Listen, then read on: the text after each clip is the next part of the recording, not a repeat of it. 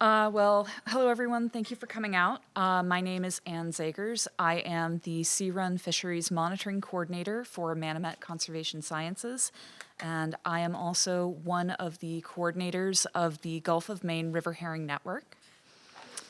So just a little bit briefly about Manomet. If you've heard of Manomet before, you may have heard about our shorebird initiatives or other migratory bird initiatives. Manomet is a nonprofit conservation organization headquartered in Plymouth, Massachusetts. There is, however, a fisheries division, and our work focuses in the Gulf of Maine. My colleagues and I are looking at coastal ecosystems, shellfish aquaculture, and emerging and climate-resilient fisheries. And river herring came to be one of our priorities as a re-emerging fishery here in Maine.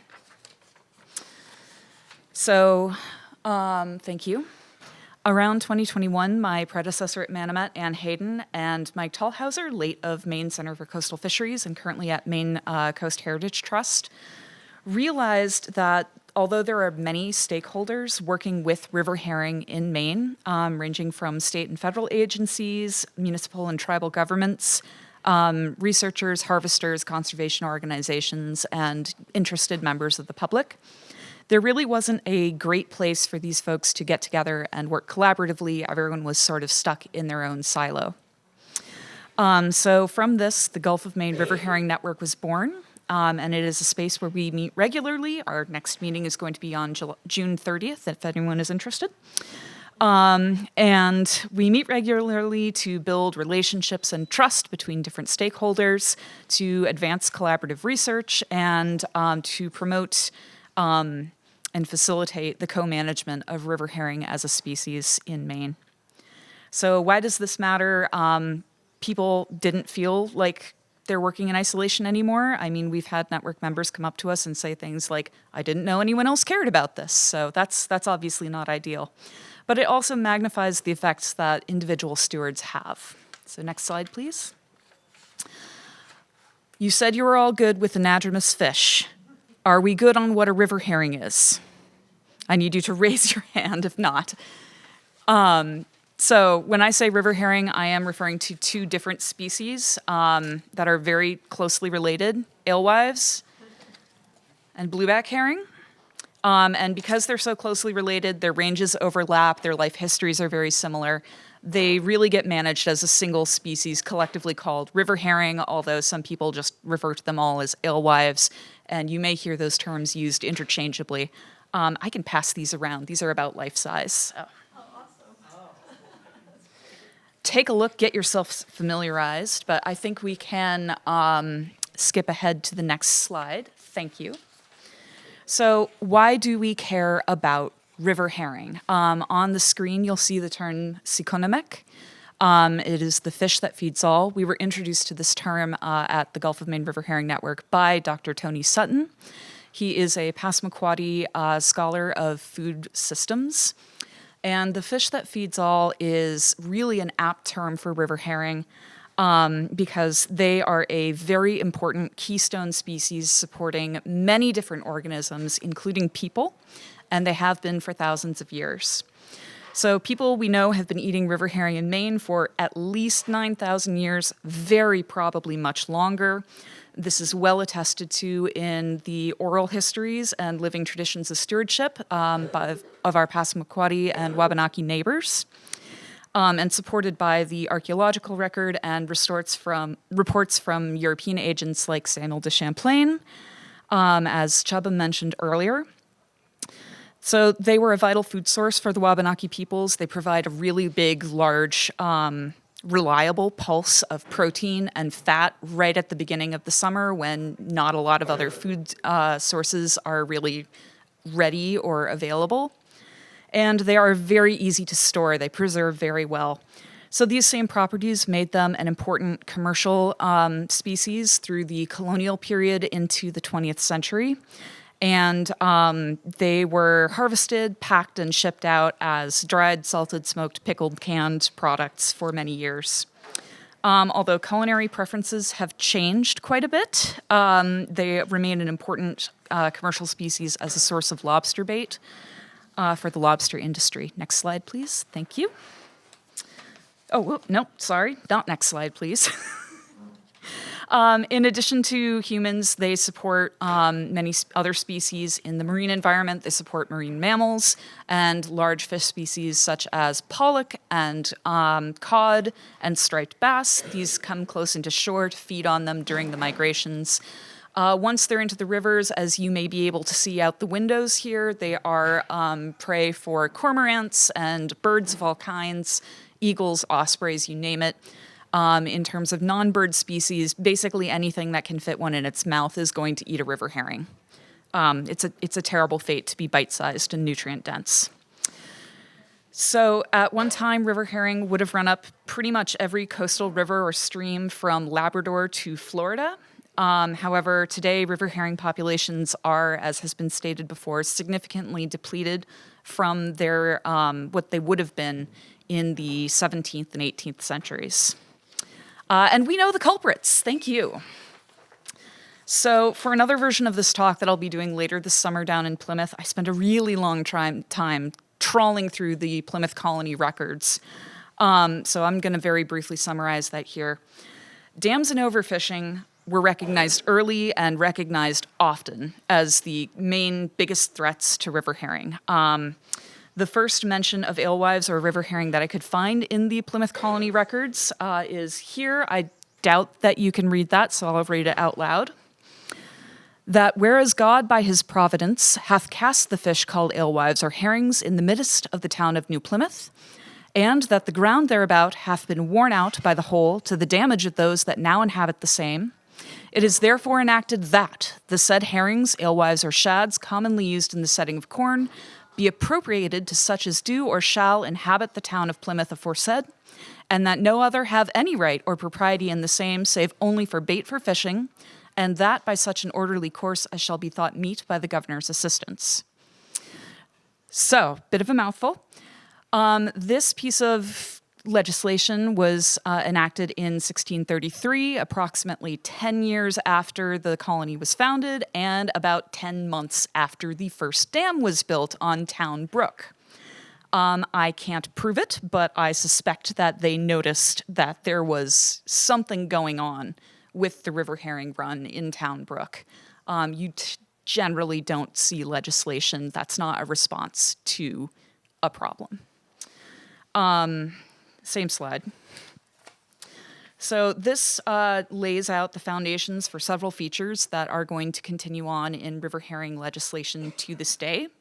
It is restricting who can access the harvest to just the settlers of the town of Plymouth. And it's giving the governing body of the town the right to determine how fish are harvested and what they're used for. A few years later, in 1637, the town government goes further and restricts harvest even more. There is now a single person appointed by the town to do the harvesting and oversee the harvest and dole the fish out to the townspeople. And eventually, over the years, this overseer is going to be empowered with to act what we would recognize as conservation measures. They are able to direct mill operators to impound or release water. They require mill operators to provide fish passage during the migration. They ensure that there are 3 days when fish are allowed to pass upstream unharvested. And they are given the power for preventing of boys, swine, and dogs from annoying of them in their coming up. So we see here the culprits, dams, lack of passage, overharvest, boys, swine, and dogs. If you've ever lived in coastal Massachusetts, you may start to recognize your local municipal herring warden. That is an office that is still responsible for much stewardship in Massachusetts. I recognize things like the 3-day closed period, which are very common features in most of Maine's river herring harvest ordinances. And these ideas become enshrined into the laws of colonial Massachusetts and then into the states of Massachusetts and Maine. And so we see, the rights to harvest are in the early federal period given to particular municipalities, and they manage river herring harvest and guarantee fish passage, at least nominally. So Do these conservation measures work? Are they effective? Next slide, please. No, not particularly. On the left, you may be able to see is a photo of the East Machias Dam. On the right is one of the later iterations of the VZ Dam on the Penobscot.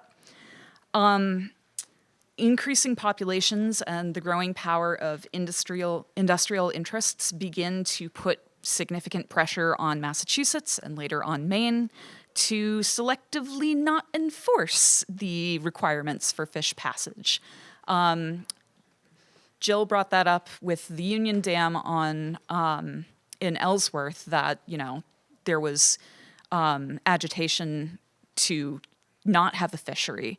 And we see this in the Kennebec watershed. By 1806, the Gardner family had successfully petitioned the state of Massachusetts to exclude Passamaquoddy stream from having fish passage. VZ Dam and Old Town were, of course, built without fish passage, as were the dams on the St. Croix. If fish passage was added after the fact, such as on the Whiting Dam, which is a major restoration project in progress today, or on the St. Croix, they may not have been adequately designed. They may not pass all fish. They may not pass fish at all water flows. And many of them would be just damaged by neglect.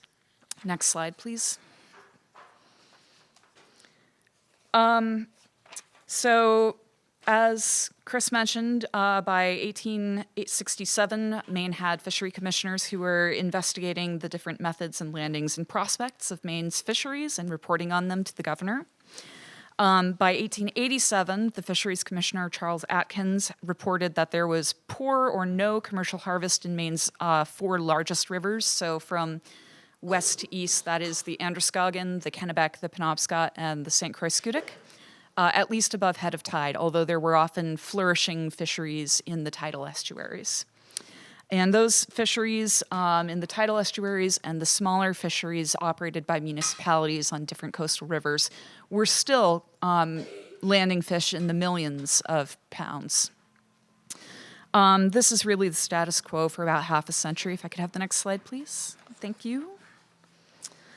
Until in the 1940s, we see again the U.S. Department of the Interior Fish and Wildlife Service dispatches 2 scientists to Maine to basically recategorize all the streams from Kittery to Calais and do another assessment of how productive they could be or were for alewives. And they concluded that in unobstructed streams, the greatest threat to river herring populations was overfishing. They were particularly concerned about streams where there was both a tidal fishery and a municipal fishery, so the fish were essentially getting double dipped. And those municipal fisheries where, shall we say, the municipalities were not keeping very strict oversight of their harvesters and perhaps not keeping very good records of how many fish were being passed upstream. But you can see that the chief factors limiting alewife production in Maine are impassable dams, poorly designed and maintained fishways, and overfishing. No mention of boys, swine, or dogs. Next slide, please. So this is from a 2024 interview with a harvester that I and my colleagues conducted as part of a study on the effort that river herring stewards put into their runs. This gentleman said, when I was a kid, my father used to take me down there, and he kept saying that they were going to kill it because they were fishing 6 days a week. They weren't letting enough fish go. I mean, he was really bummed out about it. And they did. They figured in '89 there was 25 bushel running each brook, and that was why they shut it down. So you can see that overfishing at the streams is still a concern into the modern day. Next slide, please. And then by the 1970s, stream overfishing was not the only source of fishing mortality that these fish are facing. This is the same project, but a different interview subject. I remember in the 80s when I was doing it, early 80s, maybe late 70s, we had a year when we almost didn't see anything for alewives. And I said, what in the world is going on? Well, I found out that the federal government allowed them factory boats to come in, and they were factory boats, and they seined and just about cleared out our fish, not just alewives, everything that they caught, and I was quite upset about that. Next slide, please, Ashley. Thank you. So here's what that will look like in terms of pounds of harvested fish. You can see what we saw earlier and then a rather rapid decline. And it's important to recognize that that bump in the mid-70s may not reflect the number of fish that there are in the river. That may be a reflection of increased efficiency in terms of the fishing gear. So instead of catching a small number of a very large amount of fish, you're catching a very large number of a very small amount of fish. And then I think if you can give me one more click and another one, thank you. Another blow during this period is the fishway closures on the St. Croix Scudic. So as Chris and Jill mentioned, the St. Croix Scudic is our probably biggest run in terms of the numbers of acres of spawning habitat. The Department of Fisheries and Oceans estimated that there were about 100,000 acres of spawning habitat in the St. Croix. I think that's about accurate. So those fishway closures really do have an impact on the number of fish that are returning to Maine. Next slide, please, Ashley. So where are we now? We have made fairly significant gains over the last 30 years. In 1996, give me one click, please. Thank you. There was an amendment to the Magnuson-Stevens Act, which increased the protections against overfishing at sea. Another click, please, Ashley. Thank you. And another one. Yep. In 1999 and 2000, we start to see dam decommissionings occurring across the state. In 99, the Edwards Dam on the Kennebec comes out. That opens up an incredible amount of the Kennebec to passage. And, of course, our beautiful East Machias, that dam comes out. The East Machias, like the St. Croix, it's obviously on a much smaller scale, but it has a lot of lake area for its length. So it's really punching above its weight in terms of the number of river herring that it can produce. Another click, please. And another. Thank you. In 2008, the Fort Halifax Dam on the Sebasticook, one of the major tributaries to the Kennebec, comes out. The Sebasticook today is one of our largest river herring runs, consistently returning over 2 million fish. Another click. There is more federal legislation that happens, and then in 2013 and 14, we see another wave of fishway projects. The VZ Dam comes out in 2013. That was the one in Bangor that had no fish passage.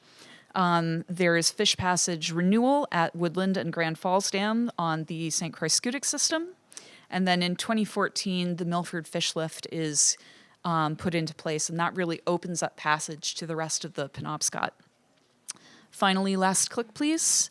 In 2023, as Chris said, the Milltown Dam is removed on the Scudic River. And next slide, please. Thank you. So what are the steps that we get there for? There are two sort of goals, or there's a goal and then the ongoing steps. Restoration is really is the goal that we're all working towards. And this is going to mean different things to different organizations. For some folks, it's going to mean a run that is harvestable. For others, it means, yay, we have any fish at all. I would say that for me, I'm looking for river herring returning, able to exploit the full extent of their historical habitat, and returning in sufficient numbers to sustain themselves, so the population is not being supplemented by stocking. It's not in decline. It's either experiencing growth, or ideally it's reaching some kind of ecological equilibrium. Ugh. And it's able to support the surrounding ecological systems in the marine environment and the river and riparian environment.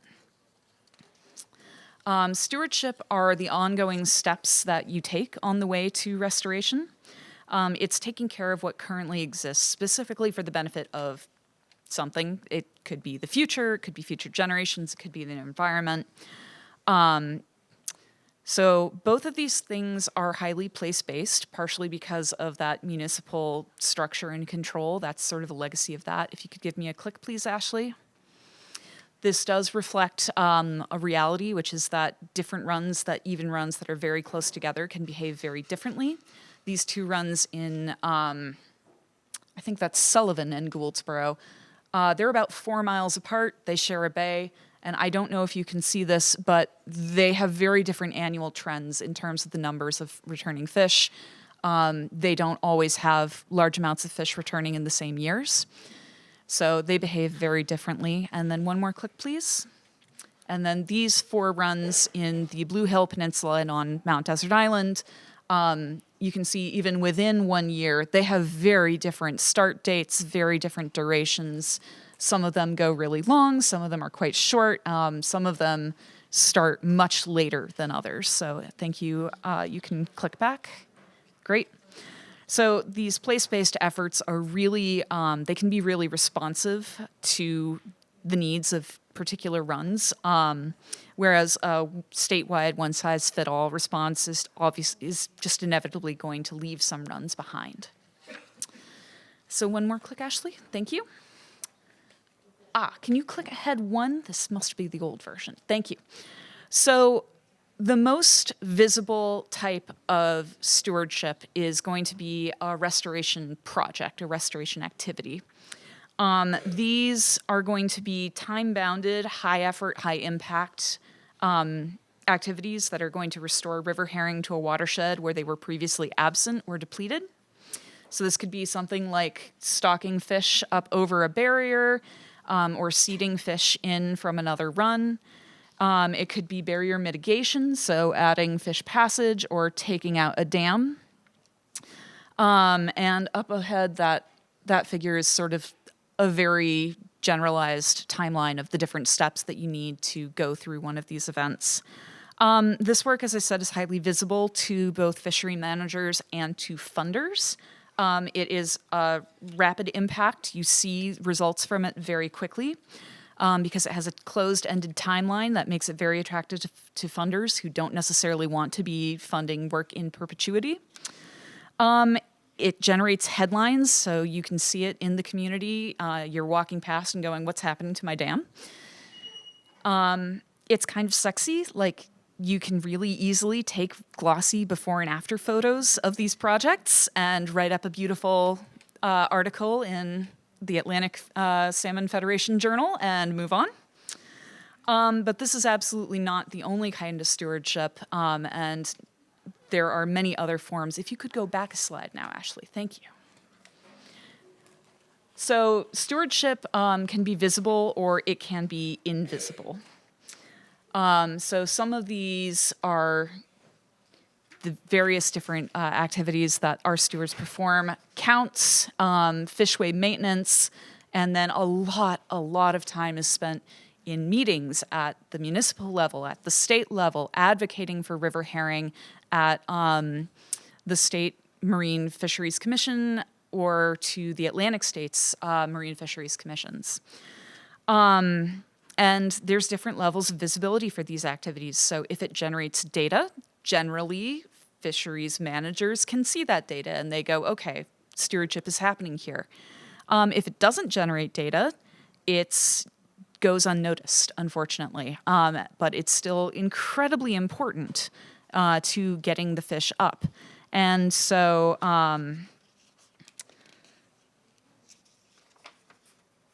if you could go forward 2 slides, please. Thank you. This less visible and ongoing work is less appealing to funders, but it is the day-to-day work of stewards. And it ends up being a lot of activity and work that just is not compensated. Stewardship is oftentimes not the primary occupation of the steward. It is kind of a full-time, part-time job where it's got really odd hours. They can be really long. They happen during a very super short, limited window of time in the spring and summer. And then there's things like the education, advocacy, and outreach and volunteer wrangling that take a very different skill set that may not be the skill set that was advertised for a steward. There's a lot of, driving, going to meetings, and just emotional labor in terms of managing all the different personalities. Next slide. We're going to skip this slide, actually, because these are the barriers to stewardship that I don't want any of you to know about. Pay no attention to that. So I do want to leave you guys on a happy graph. these are the combined run counts for 32 different rivers in Maine from 1970 to 2025. And these are just the reported counts, so most of the harvested runs are actually not represented for this whole time series. So I guarantee you that there are more fish returning to the state of Maine than are counted in that graph. I guarantee it. There are also runs that just simply are not stewarded at all. Maine is a very large state. There are only so many of us. We can only be so many places at once. And we are really looking for people who are interested in taking on this type of work, who would like to be involved. So I'm going to leave you guys with one final quote from our interview project, which is, "It takes somebody to love it." And if you guys are interested in being that somebody, I would encourage you to find a river herring run in your area. As you can see from that map, I can almost guarantee that there is one. And I would be happy to help you find your perfect run. If you are interested in getting involved in the Gulf of Maine River Herring Network, I have a QR code up here. Come find me, and I will hook you guys up. Thank you. Do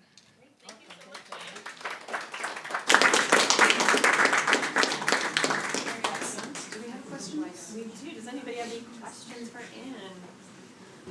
I'm going to start over here, Kevin. Just go right ahead, and I'm going to repeat your question and repeat it one after. Do you have a sense of what role the river herring runs play in the overall bait landscape for the lobster industry in Maine? So that question was, what is the, I guess, the percentage of river herring in what they represent in the lobster bait industry? I do, because I just talked to someone on Thursday who has done a study on that. She's not 100% ready to release that data yet, but I believe, please don't quote me on this, I believe it's about 20%, so about a fifth. Chubba, you want to go? Yeah, Manomet was also part of a project we did up to Blackman Stream off the Penobscot. And up above Blackman Stream, before they put the fish passes in there was 0 alewives. Yes. And they had a real problem in about 5 years. They found out they didn't make it big enough. Yep. They came back in such numbers that it's like a traffic jam. And that was really refreshing to see. I was president and council at the time when they put that in there. I'm very proud of that project, and you were part of it.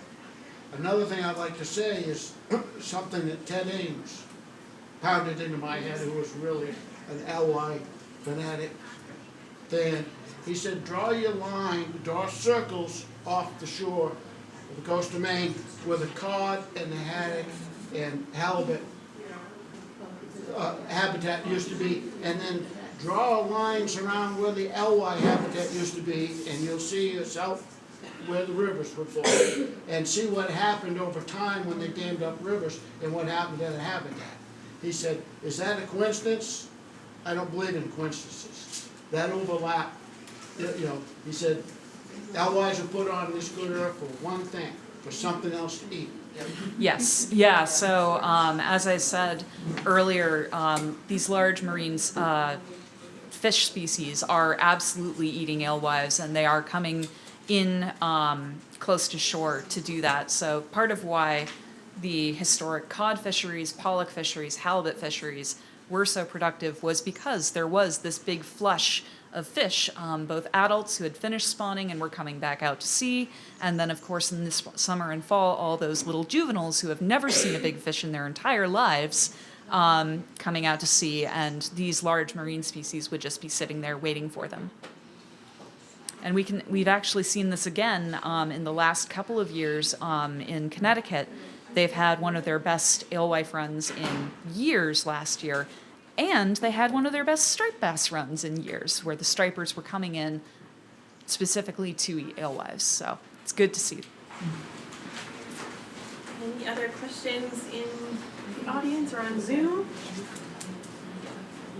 I saw a recent email from Kevin Jobs in Connecticut saying they've set some records this year Yeah. already as well. Yeah, fantastic. Great. Well, I think what I would like to propose is maybe taking a 10-minute pause. People can use the restroom, grab more coffee or water, and we'll get going right back at 11 o'clock. Thank you.